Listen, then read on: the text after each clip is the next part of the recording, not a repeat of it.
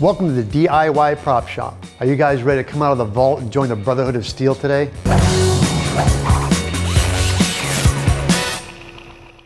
Hi, I'm Evil Ted, and DIY let me take over the shop today.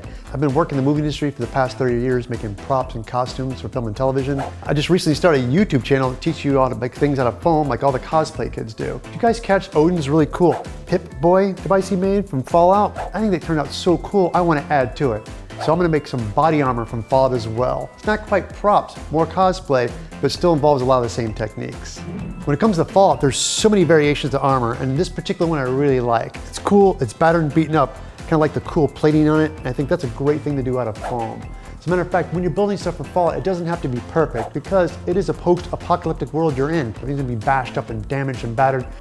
But before we do anything, you need to make a pattern. The number one rule of foam fabricating is you gotta start off with a pattern. You gotta take this design, trace it onto paper, and transfer it to foam. If you guys are ready, I know I am. Let's get started. Well, now I got this printout to make it a little easier for me to work with. I start with measurements. So I know the crest of the armor, I need to fall just below my neckline. And I'm saying just for the belt buckle for clearance, that's about 16.5. So you want the armor to wrap around a little bit. So I'm gonna go about 11 inches on that. Now, I'm gonna transfer this onto my paper. This is gonna give me the guidelines, so when I go to trace, I'm gonna have an idea where I'm gonna be on this. Draw myself a neck hole.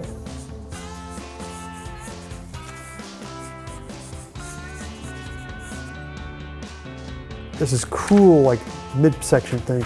So we're gonna plot some spaces for that. Now we got everything lightly sketched in. I'm gonna go back where there's straight lines. I wanna clean them up with my pencil, make sure they're nice and straight and good. I'm using a plastic triangle. You can definitely use a straight edge or whatever you have around the house. I'm gonna go ahead and go back over my lines. I kind of take care of all my little imperfections with my pencil lines and just do this with a Sharpie. I know some people might think it's an overkill, but it just kind of helps you clean up your pattern. Okay, now let's cut this part out. A little bit of a test fit. Okay, tell you what, let's put this in foam and see how it fits. This is great floor mat foam. I got this for $9.99 any retail store. This has got a texture side on it. For this particular costume, I'm gonna go ahead and do the smooth side. What my next step is, we're gonna go ahead and pin this down, we're gonna trace it, and then take the same pattern and flip it. Now I know what you're thinking, this doesn't look like that armor.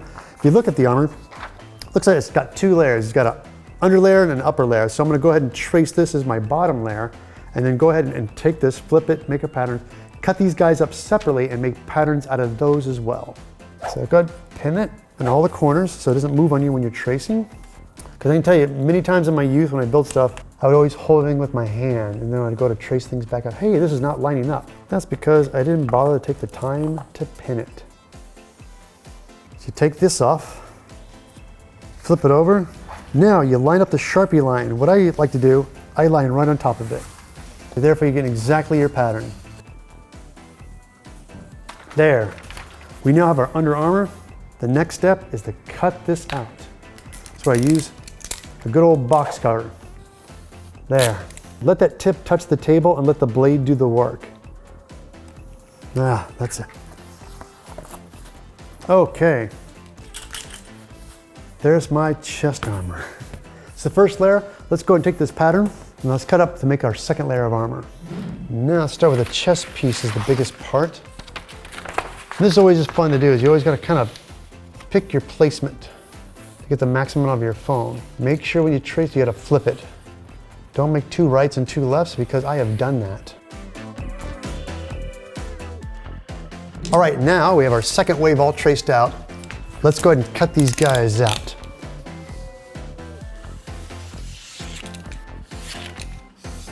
Now with my rotary tool, let's go and soften these edges.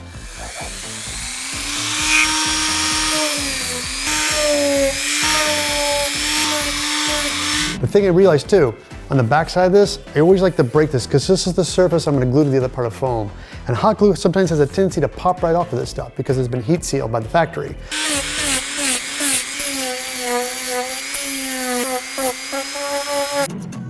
All right, doing my first initial test fit to make sure this all lines up. And what I like to do is get this all lined up. I take my my Sharpie and make little marks because once I like to do this, therefore when I start to glue, I know where everything's gonna fall. So I just line this all up like so. Now the next step is, some people like to stick this all together and heat form it, but I like to do it separately because I have two different pieces of foam. So I'm gonna take the body armor, the lower part first, take all these guys off, and I'm gonna heat curl this first. And the best way to do it is with a heat gun.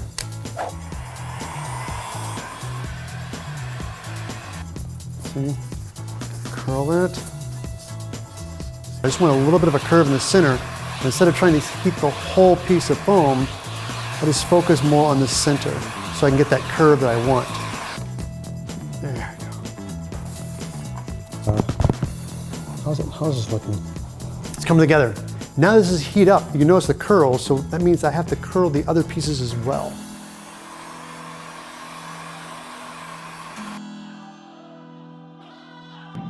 Now I got all my parts heat formed, ready to go. Let's glue them together with your favorite hot glue. I'm going to start with the inside seam. Some people like to squirt everything on at one time and press it on. Sometimes hot glue has a tendency to cool too quickly to my liking, so. It's old-fashioned, but it works.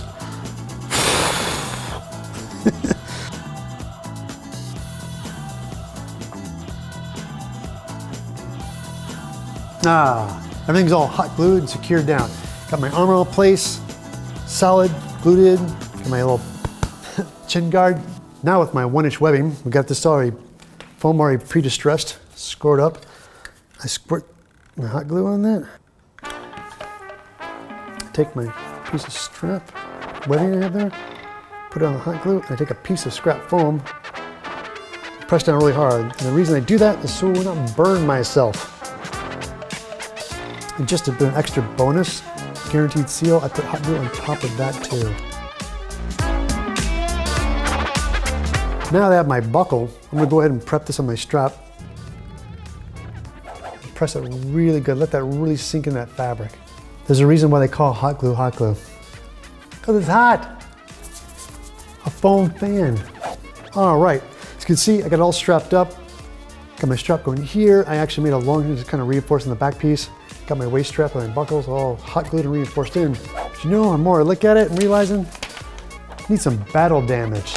So I broke out my Dremel, my rotary tool, and my stone bit. So I'm gonna take this tool and I'm just gonna have some fun with this.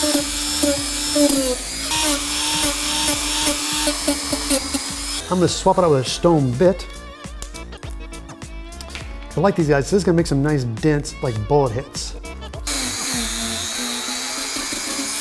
And also, it's really good just to break up the surface a little bit. Just to make the little uneven spots, always helps. Get a little bit of sense of wear and tear on it. Because you know, this is the wasteland, post-apocalyptic, and you're walking around.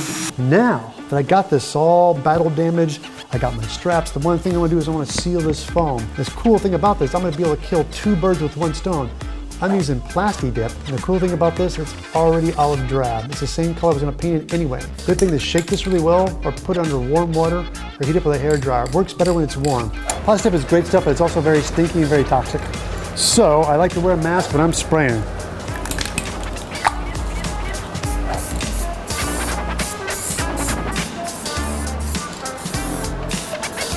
One of the tricks with PLASTI dip is don't try to kill it in one coat. It takes time, but keep spraying and you'll get it nice and even. So the next thing is, you know that battle damage looks so cool, make it, emphasize it even more, we're gonna break it out with some paint. We'll do a little bit of weathering. And I like to use black acrylic. And first thing I'm gonna do is hit these cracks and crevices. Take my paper towel, just damp it a little bit. Kind of welcome. Definitely go back and cover our dents, bangs and bruises.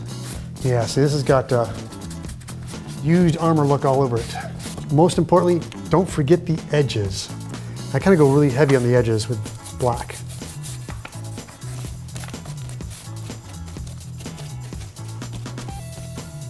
Do is let that dry, or I like to do sometimes.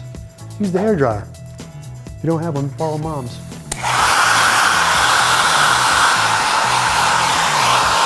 I want to highlight this with some silver. Now you can do it with either silver acrylic paint or you can use rub buff. That's what I happen to have today. And what I like about this is that this makes it, give it that metal fatigue. See? See, look at that. Wow. Look at that, make those bolt holes stand out. It makes it shine, see? Once you reach a point where you feel you're comfortable with it, don't be afraid to stand back away from it. Take a look at it from away. Get a distance on it, look at it and go, yeah. And you kind of see where you want more to be. I like this. Matter of fact, I want to put something here. I have some leftover vinyl labels from another job I did. And I thought that's what this armor needs, is some graphics. So, line it up. Right there. Now I know what you're saying. They look really white. Yes, they do. So, since we have it right here, a bit of black, paper towel. Let's dirty them up. Even though it was an afterthought, it popped in my head, you still managed to pull it off. Can I buckle this myself? Can I do it? Can I do it? Can I do it? Yes. Look at that. You know what? Oh, you know what's missing? Pip-boy. This is wonderful, guys. Don't forget, it may seem a little intimidating when you start, but it is easy to do and it's well crafted. If you guys like what we built, let us know. Once again, guys, when you're building, don't forget to have fun. If you have a design you're building off of, that's cool, but you can make some up your own imagination. And if you guys first time watching me, my name is Evil Ted. I'm from the Evil Ted channel, also here on YouTube, and I stream live on Twitch TV on Mondays and Tuesdays from 9 a.m. to 11 a.m. Pacific Standard Time. Don't forget to let us know if there's something else you guys haven't seen here on the channel and you want to see, definitely let us know. Leave comments below. You can also even message us. Thank you so much for watching. Catch you back next time right here on the DIY Prop Shop.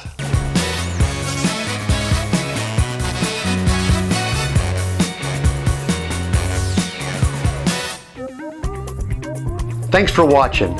Click here to see other great builds and don't forget to subscribe.